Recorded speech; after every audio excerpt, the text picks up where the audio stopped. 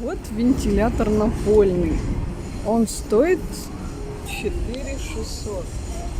Надо округлять до нормального круглого, а не назад, правильно? Так что это не 4000, а 4600. Потом вот такой есть напольный. Он стоит 3500. А этот, вот такой вентилятор, самый дорогой, 6600. Еще есть вот такие. Ну и все, погнали отсюда, хватит уже тут. Мы тут и так Нам задержались. кажется, строителей надо. Зачем? За зажимами.